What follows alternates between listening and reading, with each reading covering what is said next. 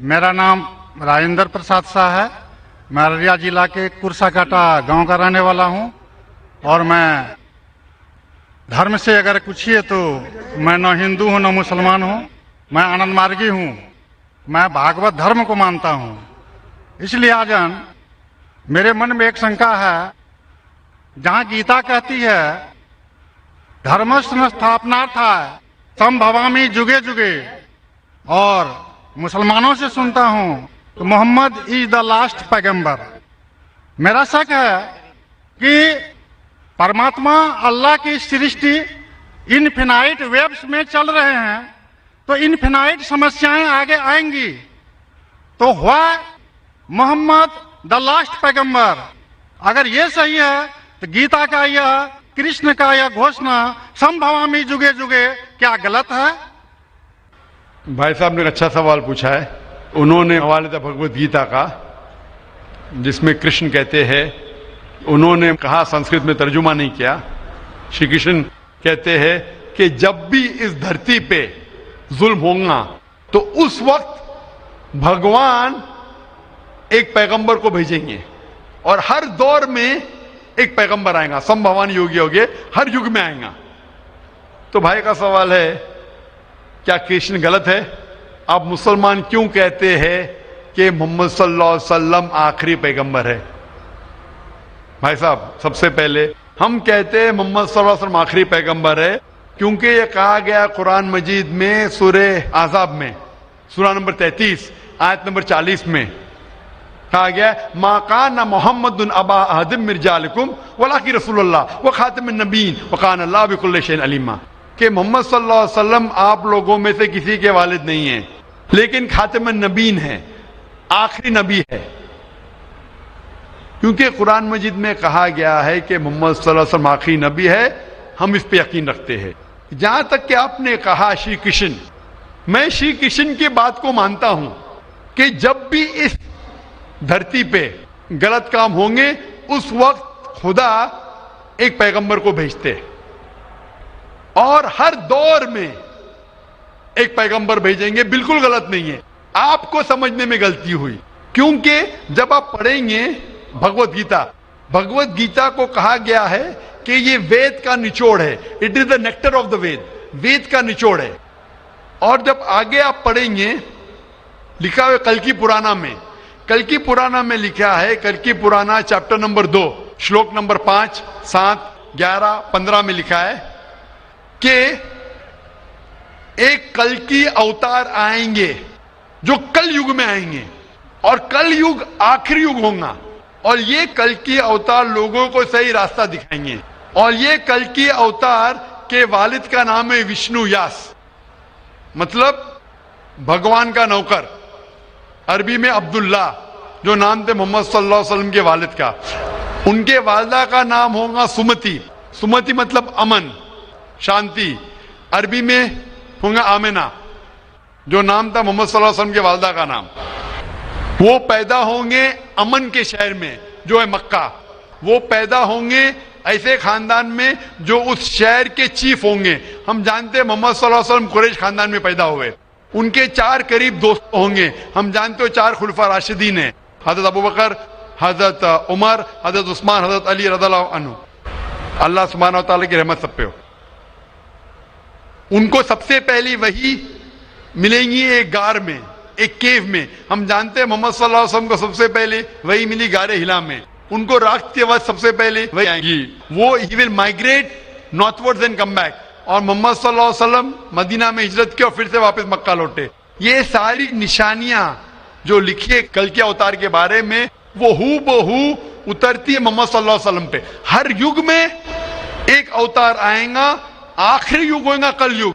ये कल युग है भाई साहब, ये कल युग है। और कल युग के आखिरी अवतार है कल के अवतार, जिसका नाम कुरान मजीद में लिखा गया है मोहम्मद सल्लल्लाहु अलैहि वसल्लम। तो ये जो आपकी भगवत गीता में लिखा है, मेरे हिसाब से सही लिखा हुआ है कि हर युग में एक अवतार आएगा। और आखिरी युग है लिखा हुआ है कल की पुराना में, वो कल युग है। और कल युग के अवतार है कल के अवतार। तो आप सबको जोड़ेंगे तो पता लगता है कि आपके वेद में भी कई निशानी है मोहम्मद सल्लल्लाहु अलैहि वसल्लम की, कई बार मोहम्मद सल्लल्लाहु अलैहि वसल्लम का जिक्र है। कम से कम 100 हवाले तो मैं दे सकता हूं जिसमें मोहम्मद सल्लल्लाहु अलैहि वसल्लम का जिक्र है। अगर आप पढ़ेंगे भविष्य पुराना पर्व 3 खंड 3 अध्याय 3 श्लोका 5 से 8, उसमें कहा गया है कि मोहम्मद सल्लल्लाहु अलैहि वसल्लम आएंगे और वो एक फॉरेनर रहेंगे और वो डेजर्ट से आएंगे। लिखा है भविष्य पुराना में पर्व 3 खंड 3 अध्याय 3 श्लोका 10 से 27 में मोहम्मद सल्लल्लाहु अलैहि वसल्लम का जिक्र है। अगर आप पढ़ेंगे कुंटप सुक्तास अथर्ववेद किताब नंबर 20 चैप्टर नंबर 127 श्लोक नंबर 1 से 14, उसमें मोहम्मद सल्लल्लाहु अलैहि वसल्लम का जिक्र है। मोहम्मद सल्लल्लाहु अलैहि वसल्लम का जिक्र कई जगह वेद के अंदर है, कई जगह पुराना में है।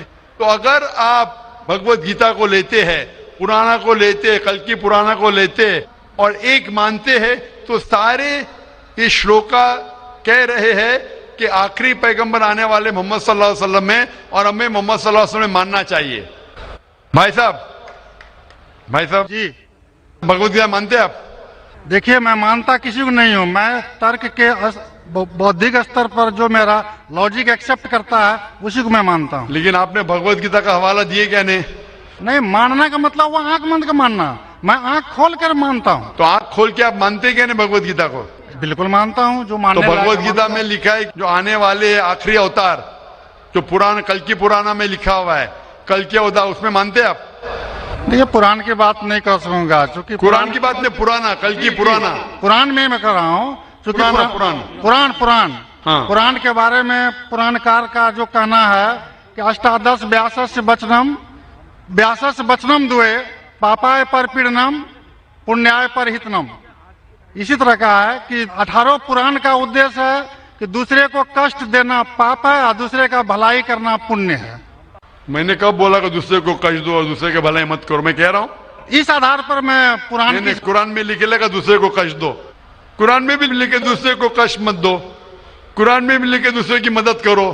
तो इसके ऊपर बहस नहीं हो रही है, बहस हो रही है कल की पुराना पे, कल के अवतार पे। आप आखिरी पैगंबर में मानते हैं क्या नहीं, ये मैं पूछ रहा हूँ।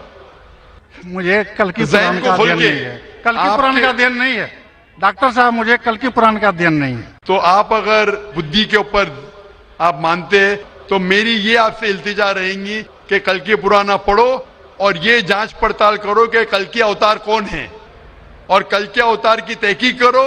आप इंशाअल्लाह मोहम्मद सल्लल्लाहु अलैहि वसल्लम में मानेंगे। तो मेरी आपसे इल्तिजा है कि आप इस पे तहकीक करो कि आखिरी अवतार कौन है और इंशाअल्लाह आपको हिदायत देंगे अल्लाह ताला। डॉक्टर साहब, एक रिक्वेस्ट है आपसे, मेरे एक भाई को दूसरा सवाल पूछने के लिए दिया, एक छोटा सा सवाल पूछ सकता हूँ? एक छोटा, वेरी वेरी वेरी कीजिए। मुसलमान लोगों को जब कोई हिंदू मिलता है तो बोलते हैं उसका आदाब अर्ज, लेकिन किसी मुसलमान को बोलते हैं अस्सलाम वालेकुम। मुझे लगता है कि एक मुसलमान हिंदू और मुसलमान के बीच भेदभाव करता है। कृपया आप स्पष्ट कीजिए इसको। भाई साहब का सवाल है कि अगर कोई मुसलमान हिंदू से मिलता है तो आदाब अर्ज करता है, अगर कोई मुसलमान से मिलता है तो अस्सलाम वालेकुम कहता है, तो हिंदू मुसलमान में भेदभाव क्यों? भाई साहब, हिंदू मुसलमान में भेदभाव तो रहेगा, मैं आपके सवाल का जवाब दूंगा, क्योंकि हिंदू हिंदू और मुस्लिम मुस्लिम है, लेकिन एक दूसरे का साथ देना चाहिए और एक दूसरे को समझना चाहिए। पहले भाई साहब इसने सवाल किया था, उन्होंने मुझे आदाब कहा तो मैंने उनसे कहा अस्सलाम वालेकुम, कहा कि नहीं? जी जी जी, कहा ना। हिंदू ने मुझसे क्या कि आदाब कहा कि नहीं? मैंने उनसे सलाम कहा कि नहीं? जी, मैं गौर किया था। गौर किया, माशाअल्लाह। लेकिन तो गौर किया तो कहा क्यों नहीं कि आपने ऐसा नहीं कहा? वो हिंदू भाई ने मुझे आदाब कहा। डॉक्टर साहब, जी हाँ, you are not only one Musliman. I see lakhs of Musliman, but this quality find only in you. Only in me, माशाअल्लाह, Only in you. भाई साहब कह रहे हैं कि वो खुद मुसलमान को जानते, सिर्फ मुझ में देखा कि मैंने सलाम कहा। जी। इसकी वजह यह है क्योंकि उलमा में इख्तिलाफ है कि आप गैर मुसलमान को सलाम कर सकते हैं क्या नहीं। पहला ये जान ले अस्सलामु अलैकुम की मानी क्या है। अस्सलामु अलैकुम की मानी है कि आप पे सलामती हो। अस्सलामु अलैकुम व रहमतुल्लाहि व बरकातुहू, आप पे सलामत रहे, रहमत रहे और बरकत रहे ना। इसमें इख्तिलाफ है मुसलमानों में, मुसलमान उलमा में, क्या आप गैर मुसलमान को सलाम कर सकते, कहने गैर मुसलमान के सलाम का जवाब दे सकते, इसमें इख्तिलाफ है। क्योंकि एक हदीस है जिसमें अल्लाह के रसूल फरमाते हैं, क्योंकि एक हदीस है जिसके अंदर यहूद लोग मुसलमान को कहते अस्सलाम वालेकुम। अस्सलाम वालेकुम का मानी आप पे मौत हो, साम के मानी मौत, अस्सलाम वालेकुम आप पे मौत हो। तो अल्लाह के रसूल ने फरमाया आपको अलैकुम, उन पे भी। तो ये हदीस है, सही हदीस है। यहूद लोग कहते थे मुसलमान को छेड़ने के लिए अस्सलाम वालेकुम आप पे मौत हो, तो अल्लाह के रसूल ने फरमाया आपको अलैकुम आप पे भी हो। तो इसकी वजह से इख्तिलाफ, और कई हदीसें हैं, मैं ज्यादा बहस में नहीं जाना चाहूंगा, लेकिन यह कहना चाहूंगा कि कुछ उलमा यह भी कहते हैं कि आप अस्सलाम वालेकुम कह सकते, क्योंकि कुरान मजीद की एक आयत है सूरह निसा में, सूरह नंबर 4 आयत नंबर 86 इसमें कहा है, अगर कोई आपको ग्रीट करता है, अगर कोई ग्रीट करता है तो आप और बेहतरीन तरीके से ग्रीट करो। अगर कोई आपको ग्रीट करता है और बेहतरीन तरीके से ग्रीट करो, या कम से कम उतना। तो अगर कोई अस्सलाम वालेकुम कहता है, मुझे कहना चाहिए वालेकुम अस्सलाम व रहमतुल्लाह। अगर कोई कहता है अस्सलाम वालेकुम व रहमतुल्लाह, मुझे कहना चाहिए वालेकुम अस्सलाम व रहमतुल्लाह बरकातहू, या कम से कम उतना, ये जरूरी है। तो इसीलिए अगर कोई मुसलमान मुझसे आदाब करे तो आदाब से बेहतर क्या है, अस्सलाम वालेकुम। और अल्लाह के रसूल के लिए कहा गया, मोहम्मद सल्लल्लाहु अलैहि वसल्लम के लिए, अल्लाह फरमाते जो मैंने तकरीर में बयान किया सूरह अंबिया में, सूरह नंबर 21 आयत नंबर 107 में, वमा अरसलना का इल्ला रहमतुल आलमीन, कि हमने मोहम्मद सल्लल्लाहु अलैहि वसल्लम को नहीं भेजा लेकिन रहमत बना के सारे इंसानों के लिए, सारे आलम के लिए। तो जब मोहम्मद सल्लल्लाहु अलैहि वसल्लम सारे इंसानों के लिए रहमत बन सकते, तो क्या मैं अस्सलाम वालेकुम व रहमतुल्लाह नहीं कह सकता हूं? तो इस बुनियाद पे उलमा का इख्तिलाफ है क्या सलाम कह सकते हैं। कहने मैं उन उलमा में मानता हूं जो कहते हैं कि आप गैर मुसलमान को सलाम कह सकते और जवाब भी बेहतरीन दे सकते। इसीलिए जब भाई साहब ने कहा अदब, तो मैंने कहा अस्सलाम वालेकुम, मेरे हिसाब से अस्सलाम वालेकुम और बेहतर है,